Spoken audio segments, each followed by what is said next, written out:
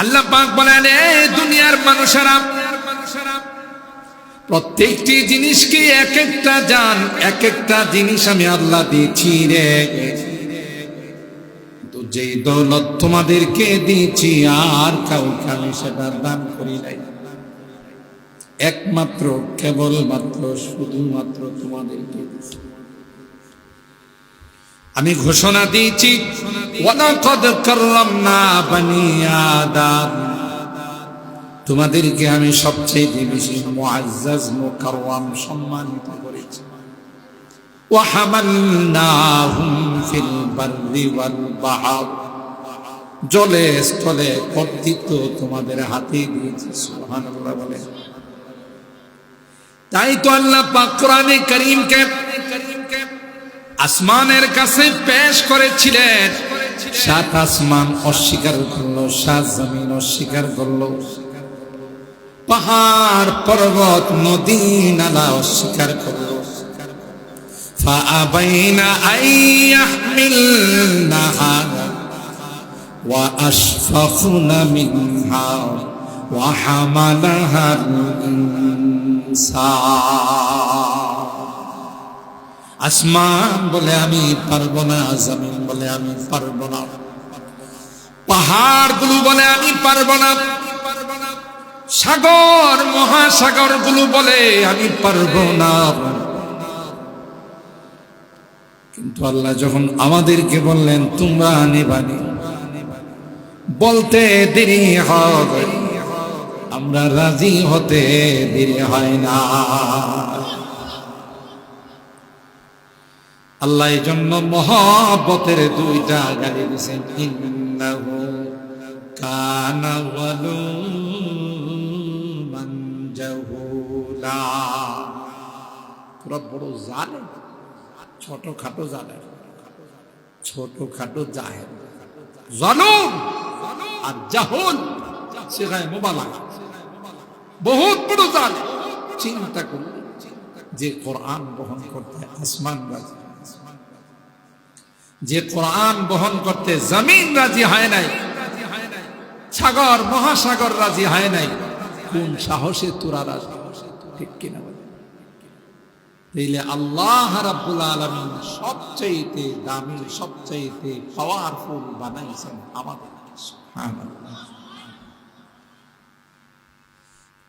এই জন্য আমার ভাইরা, সূরা আশ-শামসের মধ্যে আল্লাহ পাক একটা নয়, দুইটা নয়, শুরুতে আল্লাহ তাআলা 7টি কসম খেয়েছে।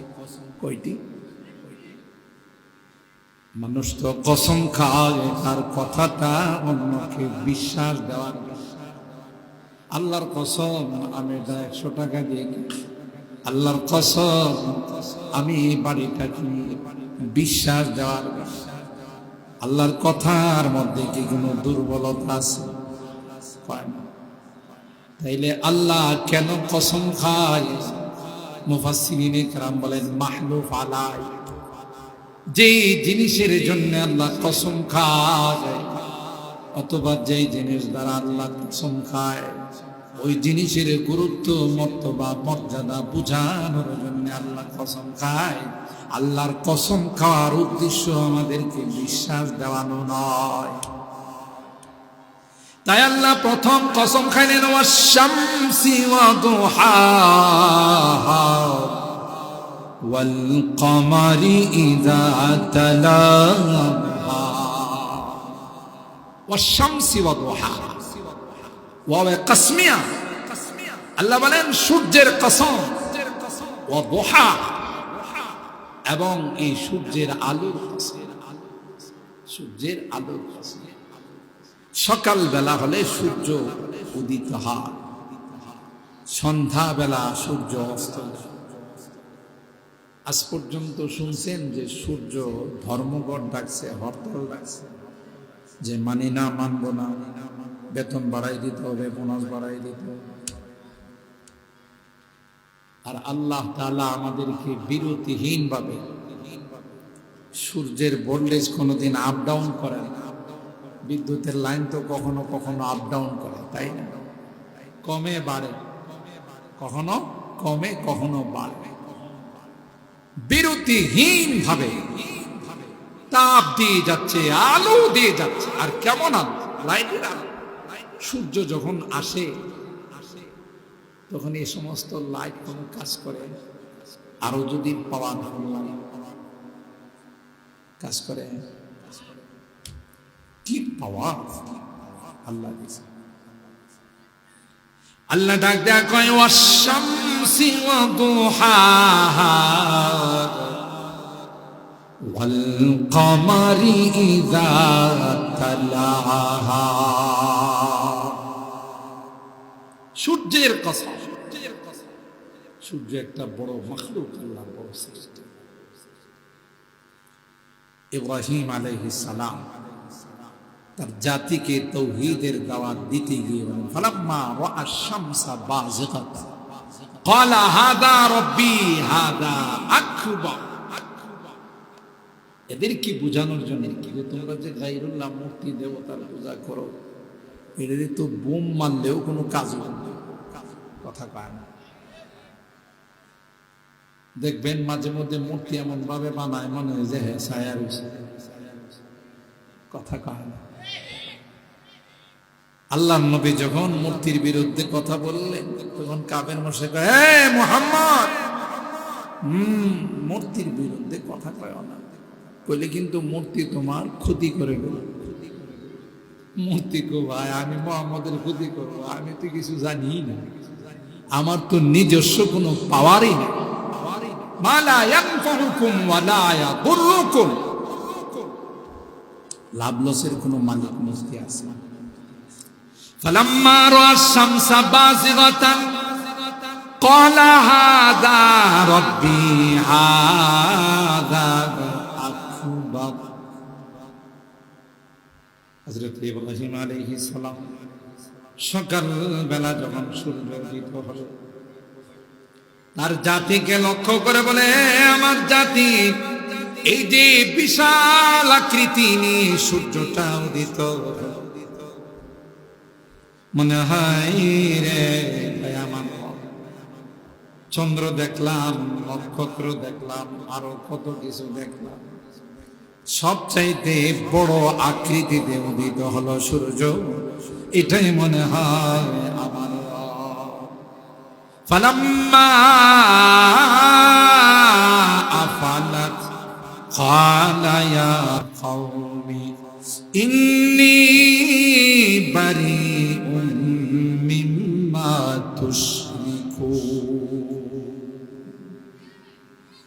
ইয়া আল্লাহ, সন্ধ্যার সময় দেখা যায় সূর্য মামাও আস্তে আস্তে দুর্বল হয়, লাল হয়, সূর্য মামাও সন্ধ্যার সময় দেখা যায় বিদায়, কথা কয় না।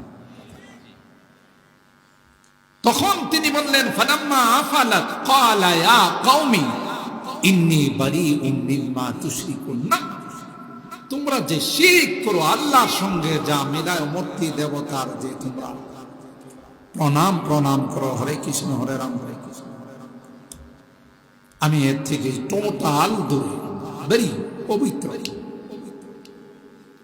ইন্নী ওয়াজ্জাহতু ওয়াজহিয়া লিল্লাযী ফাতারাস সামাওয়াতি ওয়াল আরদা হানিফা ওয়া মা আনা মিনাল মুশরিকিন।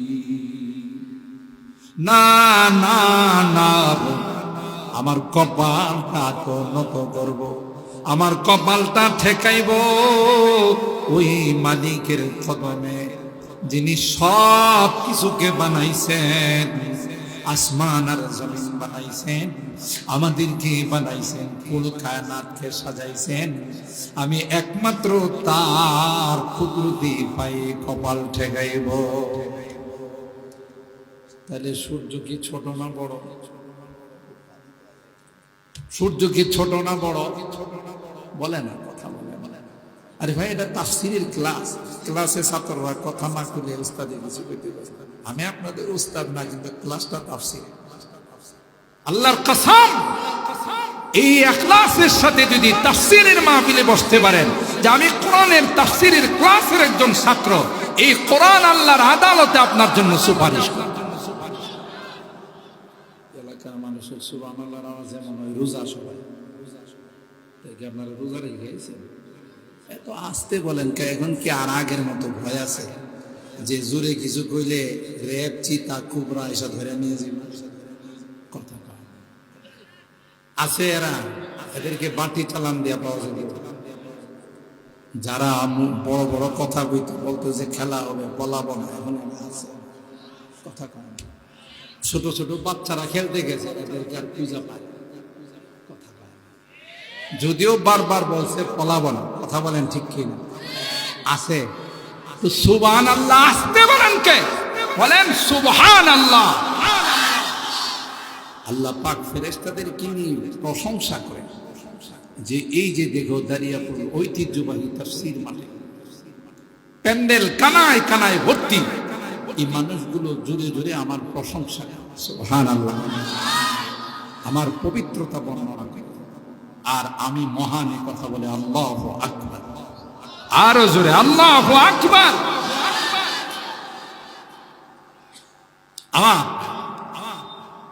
হযরত ইব্রাহিম আলাইহিস সালাম তাদেরকে বোঝানোর চেষ্টা করেন,